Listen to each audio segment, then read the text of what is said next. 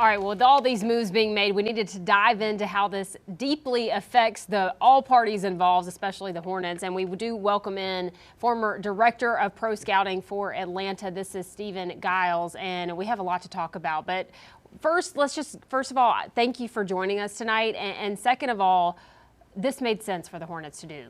Absolutely, and thanks for having me, first of all. They're in a position now where Terry has several years left on his contract at relatively high numbers. He's been a great player here. To say that the move, getting Kemba Walker, moving from Kemba Walker to Terry has been a tremendous move for the Hornets. But now when you're transitioning and you've got young pieces like LaMelo Ball, Brandon Miller, Mark Williams, and you're looking at what your timeline is, Terry's age and contract don't necessarily line up with that timeline. So to be able to get off the contract, get an expiring contract in return, and then also get a first-round pick, draft assets, that's really what you're targeting at this point. Now, did you think that that was an equal trade? Equal is hard to say. Maybe not equal, but just in terms of value, what would you characterize that as smart, other than the expiring contract deal? The two things you really gain: to get a first-round pick which becomes unprotected in 28. It's protected in 27. So if they don't get it in 27, to have an unprotected pick in 28 is pretty valuable.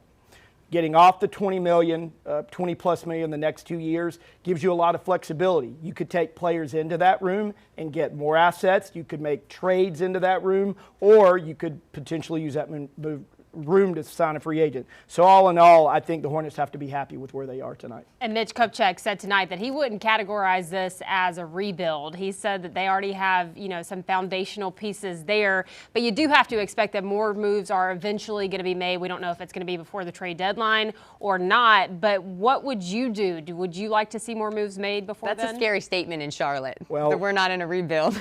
Well, that's not a word general managers like to use lightly, right? That's difficult. And to be honest, I felt for Mitch in that press conference today, just looking at him, first of all, to trade a player who's given so much, not only to this team, but this community.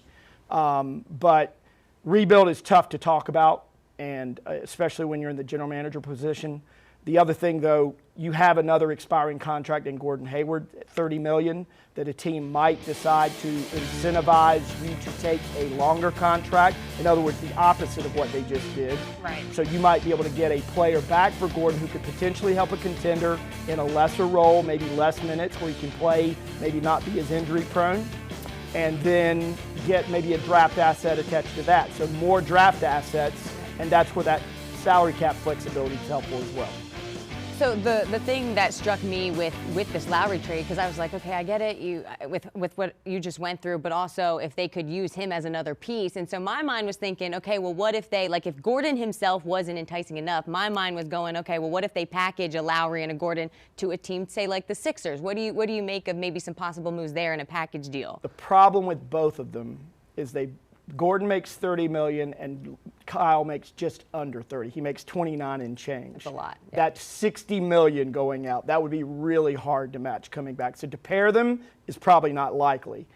It's going to be hard enough to trade either of them individually, because $30 million to take that kind of money back is not easy. But where it could benefit a contender is if a contender has a longer-term contract that they feel like they would like to move off of, and they could incentivize the Hornets to take the longer one for Lowry or Hayward. And Lowry or Hayward are still in a position where I think contending teams would take them. They think that they could benefit them, not a young team, but a team maybe trying to win now. They might be able to help them, and if they're getting off money, they would likely incentivize the Hornets to make a move like that. Really quickly, because I know we're running out of time, but let's talk a little bit about the Hornets' future from a fan perspective. Should fans feel better about this, the fact that they are at least starting to move those pieces along? Let's be clear. There's short-term pain when you trade a player like Terry Rozier, who, frankly, in my mind, has been their best player this year. Yeah. And so there's short-term pain with that. And you never like to see a guy that's such a fan favorite. And anytime you're at the games, if they ask who the fans' favorite are, Terry gets it almost every time. Mm-hmm. But in the long term, by the time they're good and contending again, Terry's probably going to be on the back nine. All right. Stephen Giles, you're going to stick around. Yeah.